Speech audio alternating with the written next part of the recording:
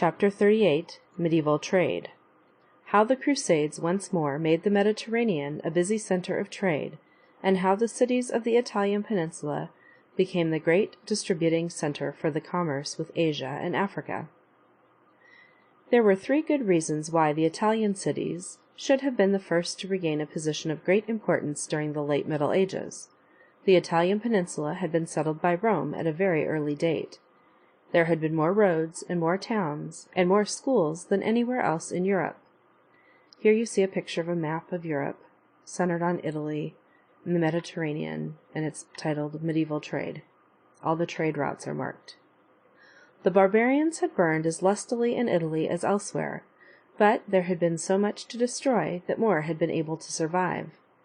In the second place, the Pope lived in Italy, and as the head of a vast political machine, which owned land and serfs and buildings and forests and rivers and conducted courts of law, he was in constant receipt of a great deal of money.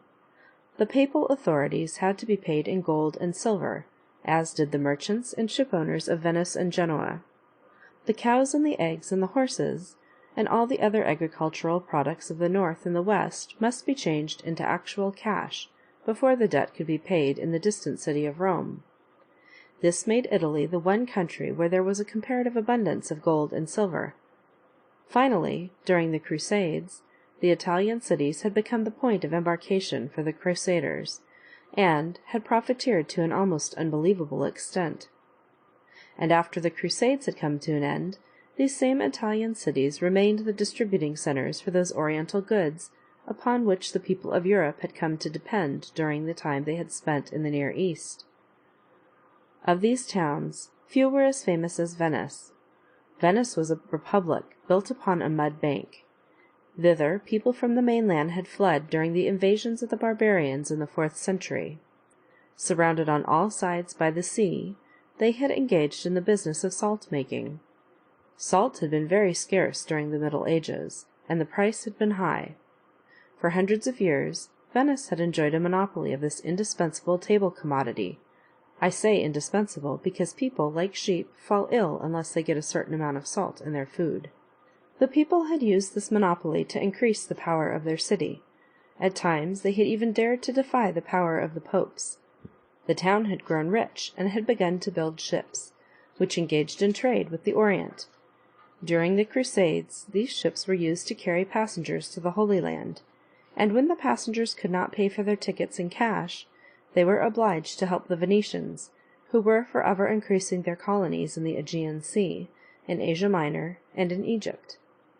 By the end of the 14th century, the population had grown to 200,000, which made Venice the biggest city of the Middle Ages. The people were without influence upon the government, which was the private affair of a small number of rich merchant families.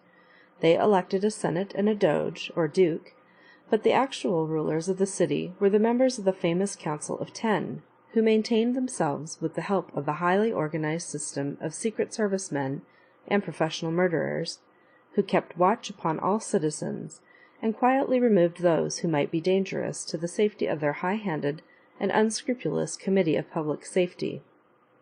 The other extreme of government, a democracy of very turbulent habits, was to be found in Florence. This city controlled the main road from northern Europe to Rome, and used the money which it had derived from this fortunate economic position to engage in manufacturing. The Florentines tried to follow the example of Athens. Noblemen, priests, and members of the guilds all took part in the discussions of civic affairs. This led to great civic upheaval. People were forever being divided into political parties, and these parties fought each other with intense bitterness, and exiled their enemies, and confiscated their possessions as soon as they had gained a victory in the council. After several centuries of this rule by organized mobs, the inevitable happened. A powerful family made itself master of the city, and governed the town and the surrounding country after the fashion of the old Greek tyrants. They were called the Medici. The earliest Medici had been physicians. Medicus is Latin for physician, hence their name. But later they had turned banker. Their banks and their pawn shops were to be found in all the more important centers of trade. Even today our American pawnshops display the 3 golden balls, which were part of the coat of arms of the mighty house of the Medici, who became rulers of Florence and married their daughters to the kings of France, and were buried in graves worthy of a Roman Caesar. Then there was Genoa, the great rival of Venice, where the merchants specialized in trade with Tunis and Africa, and the grain depots of the Black Sea. Then there were more than 200 other cities, some large and some small, each a perfect commercial unit, all of them fighting their neighbors and rivals with the undying hatred of neighbors who are depriving each other of their profits. Once the products of the Orient and Africa had been brought to these distributing centers, they must be prepared for the voyage to the west and the north. Genoa carried her goods by water to Marseille, from where they were reshipped to cities along the Rhone, which in turn served as the marketplaces of northern and western France. Venice used the land route to northern Europe. This ancient road led across the Brenner Pass, the old gateway for the barbarians who had invaded Italy. Past Innsbruck, the merchandise was carried to Basel.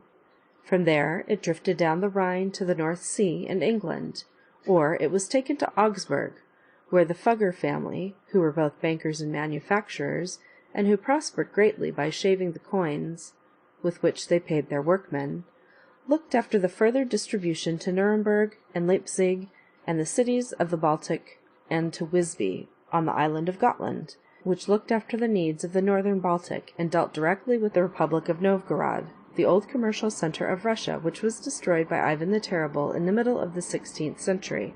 Here you see a picture of an onion-domed church, titled Great Novgorod. The little cities on the coast of northwestern Europe had an interesting story of their own. The medieval world ate a great deal of fish. There were many fast days, and then people were not permitted to eat meat. For those who lived away from the coast and from the rivers, this meant a diet of eggs or nothing at all. But early in the 13th century, a Dutch fisherman had discovered a way of curing herring so that it could be transported to distant points. The herring fisheries of the northern sea then became of great importance. But sometime during the 13th century, this useful little fish, for reasons of its own, moved from the North Sea to the Baltic, and the cities of that inland sea began to make money.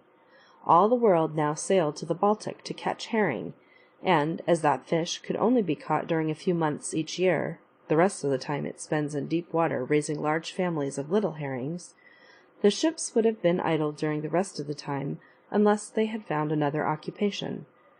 They were then used to carry the wheat of northern and central Russia to southern and western Europe. On the return voyage they brought spices and silks and carpets and oriental rugs from Venice and Genoa to Bruges and Hamburg and Bremen. Out of such simple beginnings there developed an important system of international trade, which reached from the manufacturing cities of Bruges and Ghent, where the almighty guilds fought pitched battles with the kings of France and England, and established a labor tyranny which completely ruined both the employers and the workmen, to the Republic of Novgorod, in northern Russia, which was a mighty city until Tsar Ivan, who distrusted all merchants, took the town and killed 60,000 people in less than a month's time, and reduced the survivors to beggary. That they might protect themselves against pirates and excessive tolls and annoying legislation, the merchants of the north founded a protective league, which was called the Hansa. The Hansa, which had its headquarters in Lübeck, was a voluntary association of more than 100 cities.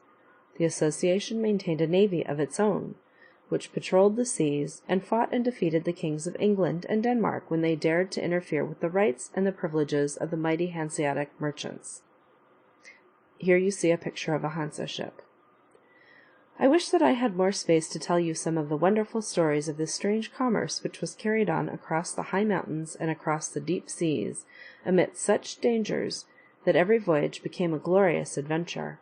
But it would take several volumes, and it cannot be done here. Besides, I hope that I have told you enough about the Middle Ages to make you curious to read more in the excellent books of which I shall give you a list at the end of this volume. The Middle Ages, as I have tried to show you, has been a period of very slow progress. The people who were in power believed that progress was a very undesirable invention of the evil one, and ought to be discouraged, and, as they happened to occupy the seats of the mighty, It was easy to enforce their will upon the patient serfs and the illiterate knights. Here and there a few brave souls sometimes ventured forth into the forbidden region of science, but they fared badly, and were considered lucky when they escaped with their lives and a jail sentence of 20 years. In the 12th and 13th centuries, the flood of international commerce swept over Western Europe, as the Nile had swept across the valley of ancient Egypt. It left behind a fertile sediment of prosperity. Prosperity meant leisure hours, and these leisure hours gave both men and women a chance to buy manuscripts, and take an interest in literature and art and music. Then once more was the world filled with that divine curiosity which has elevated man from the ranks of those other mammals who are his distant cousins, but who have remained dumb, and the cities, of whose growth and development I have told you in my last chapter, offered a safe shelter to these brave pioneers who dared to leave the very narrow domain of the established order of things. They set to work. They opened the windows of their cloistered and studious cells. A flood of sunlight entered the dusty rooms, and showed them the cobwebs which had gathered during the long period of semi-darkness. They began to clean house. Next they cleaned their gardens. Then they went out into the open fields, outside the crumbling town walls, and said, "This is a good world. We are glad that we live in it." At that moment the Middle Ages came to an end, and a new world began. End of chapter 38.